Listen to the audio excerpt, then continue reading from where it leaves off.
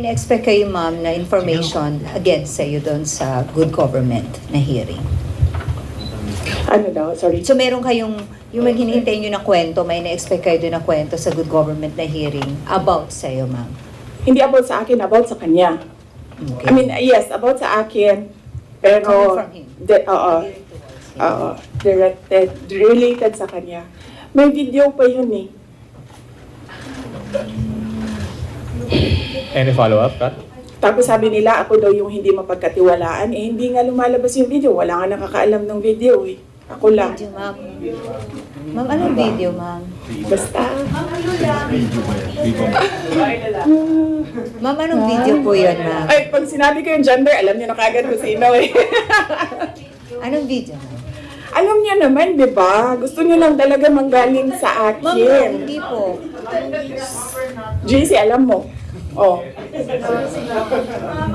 Oh. No, we don't. Oh, antayin natin. Mahaba kasi yung kwento sa kanya. Tapos pag kinento ko yung parte lang ng question na yan, sayang naman yung ibang chismis. Hindi chismis yun kasi ako yung ano eh. Ako yung may alam. Ma'am, is this the Pulveron video? Hindi. Iba pa. Iba pa. Yeah.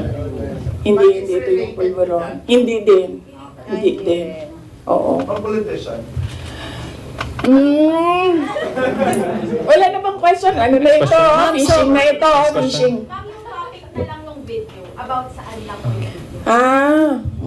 If not, Next question, Maraming salamat. Next question, Jason. Ma'am, so, sa tingin mo ba, VP, instead yung sinasabi nilang, sorry, JC, sorry, Your Honor, dapat hinintay ko ma-recognize. So, ang sinasabi mo, VP, imbes yung sinasabi nilang you're making diversionary tactics, ikaw yung nagiging diversionary Ako yun. tactics nila Ako yun.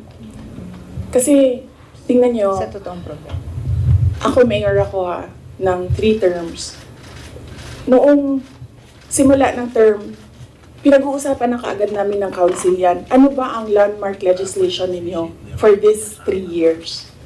Nakikita niyo ba na meron silang landmark legislation? Wala.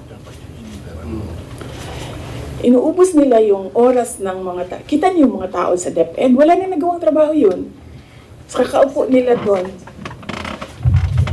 inuubos nila yung pera ng taong bayan diyan sa mga hearings nila going after me. And wala silang pake kasi ang gagawin lang nila is magbigay ng pera kung saan-saan. Kasi wala naman kasing projects na masasabi natin. Ang ano sa amin yan, pag umuupo ako, ewan ko lang sa iba. Ako, nung mayor ako, pinag-uusapan kaagad, ano ang big ticket project ng 3 taon na ito? Ano ang landmark legislation ng taong ito? Kasi yan yung gagamitin namin para ma-re-elect kami.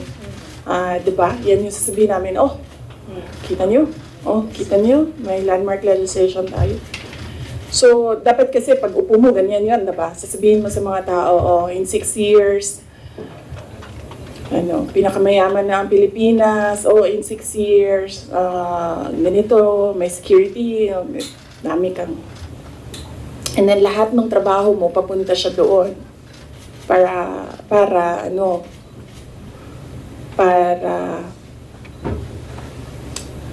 pag-alis mo, nakikita ng mga tao yung trabaho for the past 6 years. So, different topic po. Thoughts, follow-up, other matters. oo, okay lang kasi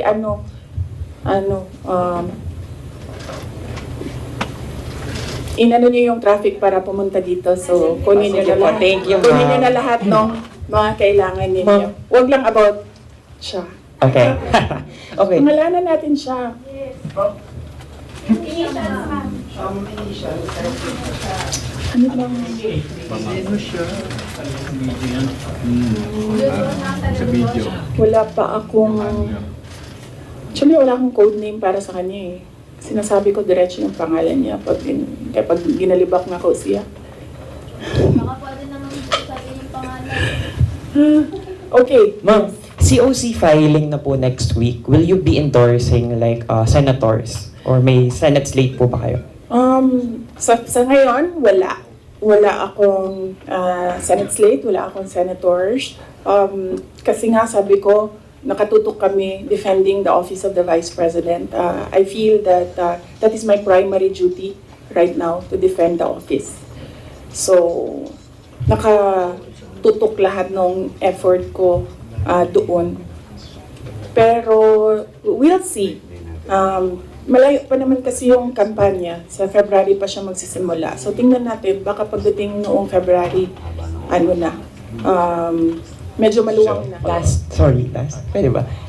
Sorry, when you agreed to run with President Marcos in 2022, did you ever imagine yourself being at the center of controversies and even impeachment rumors less than halfway into your term?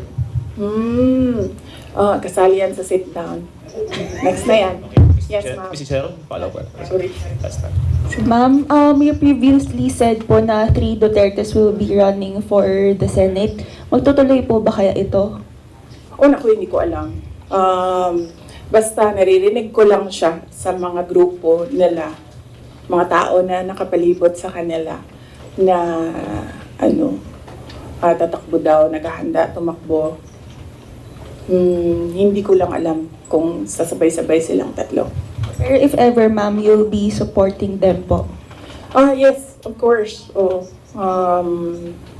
Nandito ako para sa... In fact, nagtanong na ako sa kapatid ko sa slate doon sa Davao City, pati yung mga konsehal, tinanong ko sila. Sabi ko, meron ba akong matutulong sa inyo? And then they all said na, wag ka nang tumulong dito, kami nang bahala.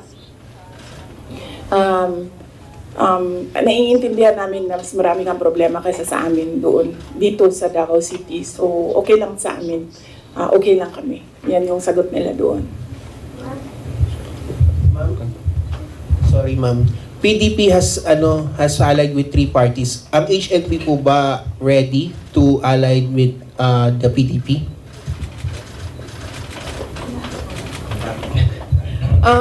Wala pa kaming discussion na mag-alliance with PDP. But hindi ko alam kung bakit gusto pa nilang makipag-alyansa sa amin. Dalawa lang kami doon na sa partido. Ako tsaka si Mayor Aldavid Uy ng Samal. Kami na lang dalawa na nandoon sa partido.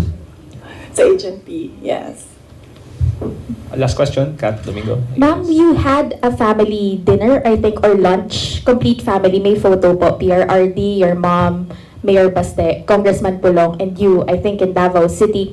What was discussed there politically? Ano rin po yung advice sa inyo ni PRRD when it comes to defending the office of the Vice President right now? And thirdly, meron po bang mga humihingi ng endorsement nyo for the 2025 midterm elections? Okay. Meron bang humingi ng endorsement? Wala naman for the 2025 midterm elections. Ano ang advice ni PRD in defending? PRD, talaga, iniisip niyo, magbibigay ng advice yun. Sasabihin lang nun, sapakin mo na yan, suntukin mo na yan, sunugin mo na yan. Ganun. PRD is a jarhead, no? Alam naman natin lahat yan. So, kung pupunta kay PRD, ang may expect mo doon ay galit, sigaw, at volcano eruption, ganyan. Ganyan. So, wala. Wala siyang advice defending the office of the Vice President. Ano pa ba yun? Nag-discuss ba kami ng political? Wala kasi matagal yung discussion about family. Nag-rundown kasi sila isa-isa sa apo, yung mag-asawa or mag-ex. Sorry sa mga girlfriends. Nag-rundown sila sa mga apo. So, inisa-isa nila from the eldest apo, anong nangyayari, anong ginagawa, and then sunod na apo. So, lahat ng parent sumasagot. Like, PZD answered para sa mga anak niya, and then Baste answered para sa mga anak niya, and then ako ay answered para sa mga anak ko. So, yun yung nangyari. So medyo mahaba yung discussion kasi marami silang tanong regarding sa mga apo nila. ICC investigation ma'am, hindi na-raise dun sa family. Ay nako, si PRD, pag sinabihan mo ICC, sasabihin niya sa'yo, babarilin ko sila lahat. So yeah, no, wala. There's no talking to PRD. Pero si PRD mo, parang sinasabi ko, nangisa mo yung ako. Kasi mo siya is tapos. Oh yes, oo. Ang lagi lang kasi nasa kanya is yung mga anak ni Baste, ni Mayor Baste. Yung mga anak namin ni PZD, wala kasi sa Davao, so hindi nakikita. Nakikita lang niya pag break at saka yung mga ganyan pag merong occasions like Christmas, birthdays. So he's still parang nasa puso pa rin yung mga apo niya. I think mas nasa puso niya yung mga apo niya kaysa sa mga anak niya. Okay. Okay? Are you guys satisfied? Thank